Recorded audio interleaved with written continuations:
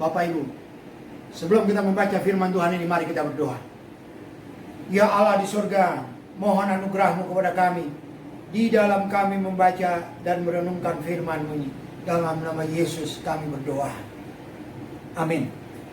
Khotbah epistel untuk minggu ini terambil dari Galatia 5 ayat yang ke-16 sampai dengan ayat yang ke-26. Demikian firman Tuhan. Maksudku ialah hiduplah oleh roh, maka kamu tidak akan menuruti keinginan daging. Sebab keinginan daging berlawanan dengan keinginan roh, dan keinginan roh berlawanan dengan keinginan daging. Karena keduanya bertentangan, sehingga kamu setiap kali tidak melakukan apa yang kamu kehendaki. Akan tetapi, jikalau kamu memberi dirimu dipimpin oleh roh, maka kamu tidak hidup di bawah hukum Taurat. Perbuatan daging telah nyata, yaitu percabulan, kecemaran, hawa nafsu, penyembahan berhala, sihir, perseteruan, perselisihan, iri hati, amarah, kepentingan diri sendiri, percideraan, roh pemecah, kedengkian, kemabukan, pesta pora, dan sebagainya.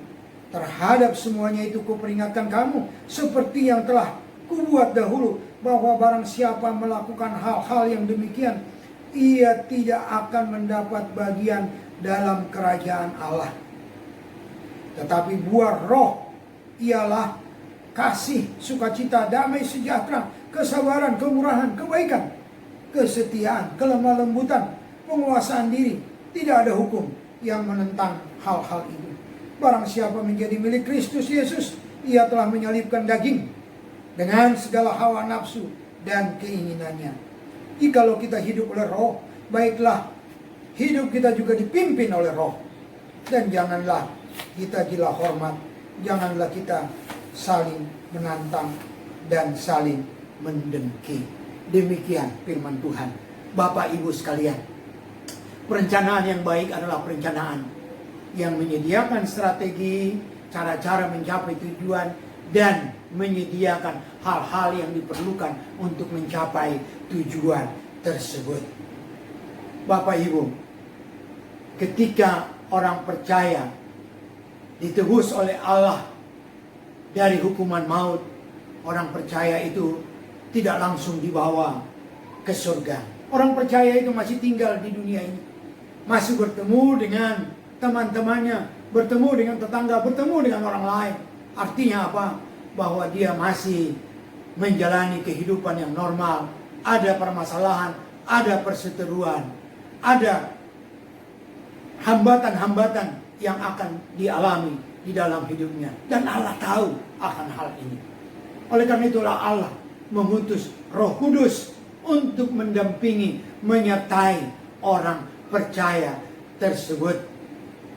Bapak Ibu sekalian, firman Tuhan di dalam Galatia 3 ayat 2 dan ayat yang kelima mengatakan bahwa ketika seseorang percaya kepada Yesus, maka Roh Kudus akan mendiami orang tersebut, atau dia akan menerima Roh Kudus.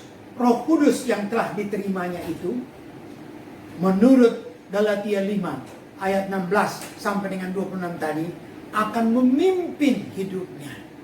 Roh Kudus itu akan memimpin perjalanan hidupnya apabila orang tersebut tidak hidup di dalam keinginan daging. Sebaliknya, apabila dia hidup dalam keinginan daging, maka dia tidak akan dipimpin oleh Roh Kudus. Khotbah minggu ini diberi tema oleh HKBP, Roh yang Menuntun. Tema ini mau menjelaskan bahwa Allah mengutus rohnya untuk menuntun orang-orang percaya. Dan tema ini juga mau mengajak kita supaya kita mau dipimpin oleh Roh Kudus, supaya kita mau dituntun oleh Roh Kudus. Kalau tema ini mengajak kita supaya kita mau dituntun oleh Roh Kudus, timbul pertanyaan, bagaimanakah ciri hidup dari orang yang dipimpin oleh Roh Kudus tersebut? Sebelum kita menjawab pertanyaan ini, kita akan melihat sejenak firman Tuhan tadi, bahwa dalam firman Tuhan itu dijelaskan bahwa Roh Kudus yang ada di dalam diri orang percaya itu akan memimpin hidupnya jikalau dia mematikan keinginan daging di dalam hidupnya. Keinginan daging itu apa? Tadi sudah dijelaskan di dalam ayat 19 sampai dengan ayat yang ke-21, yaitu percideraan, hawa nafsu, percabulan, pesta pora dan mabuk dan sebagainya. Itu dijelaskan di sana. Kita harus berusaha mematikan hal ini. Bapak Ibu sekalian, bagaimana caranya supaya kita mematikan ini? Kita minta bantuan kepada Roh Kudus. Karena apa? Karena Roh Kudus diutus oleh Allah sesuai dengan Yohanes 14 ayat 16, bahwa Roh Kudus itu adalah penolong bagi kita, menolong kita untuk mengalahkan dosa, menolong kita untuk melewati pergumulan hidup ini, menolong kita untuk mengalahkan keinginan daging ini. Menolong artinya apa? Kita sebahagian melakukan dan Allah memberikan kekuatan. Oleh karena itu mari kita berdoa, memohon. Kita meminta kepada Roh Kudus supaya Dia memberikan kekuatan kepada kita, supaya kita mampu melawan keinginan daging tersebut. Namun, kalaupun kita jatuh ke dalam dosa, kita kalah oleh keinginan daging tersebut, mari kita segera datang kepada Tuhan memohon pengudusan, penyucian oleh darah Yesus. Bapak Ibu, semakin kita mengalahkan keinginan daging ini, semakin kita hidup tidak di dalam keinginan daging, maka Roh Kudus akan semakin bebas untuk memimpin hidup kita. Mari kita kembali kepada pertanyaan tema, bagaimanakah ciri-ciri daripada orang yang dipimpin oleh Roh Kudus itu? Nah, kalau kita membaca firman Tuhan ini, Galatia 5 ayat 16 sampai dengan ayat 26 ini, kita akan menemukan paling sedikit 3 hal. Ciri-ciri daripada orang-orang yang hidupnya dipimpin oleh Roh Kudus. Yang pertama adalah bahwa ia hidup di dalam ketenangan.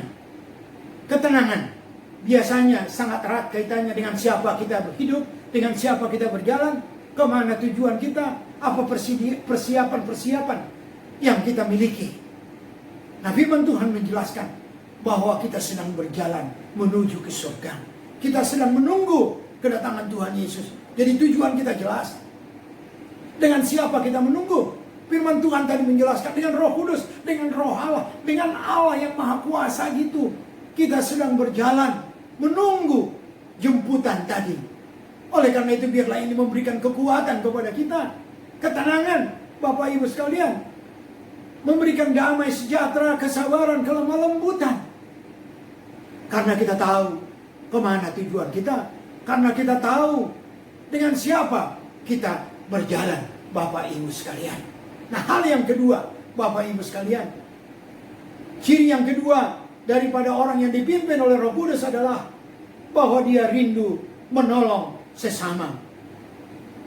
Bapak Ibu sekalian, kasih adalah ciri utama daripada orang percaya. Karena Allah adalah kasih. Ketika Allah di dalam rohnya mendiami orang percaya, seyogianya kasih Allah akan semakin nyata di dalam hidup orang tersebut. Egois akan semakin mengecil. Kasih memikirkan orang lain akan semakin muncul daripada orang-orang tersebut. Kemurahan. Dikatakan oleh firman Tuhan ini, kemurahan akan menyertai kita. Kebaikan akan menyertai orang-orang percaya. Orang percaya itu akan menebar kebaikan. Karena apa? Karena kasih Allah menyertai kehidupannya. Di Alkitab ada seseorang yang bernama Sakeus. Sebelum dia bertemu dengan Tuhan, dia adalah seorang yang egois, seorang yang pemeras. Tetapi ketika dia bertemu dengan Tuhan, dia berkata, separuh daripada harta saya akan bagi-bagikan. Dan dia lebih jauh mengatakan, jikalau ada yang saya peras, saya akan kembalikan 4 kali lipat. Satu ayat yang sangat luar biasa dalam Alkitab, Pengkhotbah 11 ayat yang pertama, Bapak Ibu sekalian, dikatakan di sana, lemparkanlah rotimu ke dalam air, maka kemudian engkau akan mendapatkan kembali. Roti di dalam air akan menjadi hancur tentunya, tapi Allah berjanji kita akan mendapatkan roti itu kembali.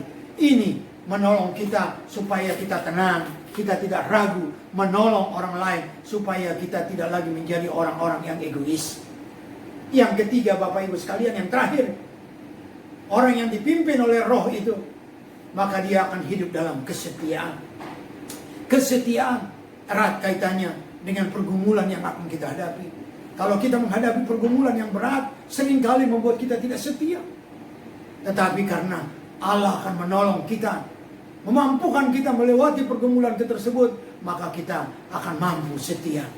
Alkitab mencatat Daud dalam Mazmur 23, dia berkata bahwa ketika aku ada di dalam lembah kekelaman, dadamu dan tongkatmu ada di sana. Orang percaya bukannya berarti bebas daripada pergumulan, ada lembah kekelaman. Tetapi ketika kita ada di dalam lembah kekelaman, Allah ada di sana bersama-sama dengan kita. Oleh karena itu, mari Bapak Ibu sekalian, Allah akan menyertai kita dan dia mampu menolong kita. Oleh karena itu, mari kita setia mengikut dia di dalam hidup ini. Saya akan mengakhiri khotbah ini, Bapak Ibu sekalian, bahwa khotbah ini meminta kepada kita supaya kita mematikan keinginan daging di dalam hidup kita, sehingga Roh Kudus bebas menuntun hidup kita. Alkitab hari ini mencatat kita, Bapak Ibu sekalian, bahwa ada 3 hal yang dimiliki oleh orang-orang yang hidupnya dituntun oleh Roh Kudus. Yang pertama adalah bahwa ia hidup di dalam ketenangan. Yang kedua, bahwa dia suka menolong sesama. Dan yang ketiga, bahwa dia akan dimampukan hidup dalam kesetiaan. Amin. Mari kita berdoa. Terima kasih Bapa untuk firman-Mu, untuk Roh Kudus yang Engkau berikan menuntun kami. Ajar kami tetap bergantung dan berharap kepada Roh Kudus. Dalam nama Yesus kami berdoa. Amin. Sampai ketemu pada khotbah minggu depan. Amin.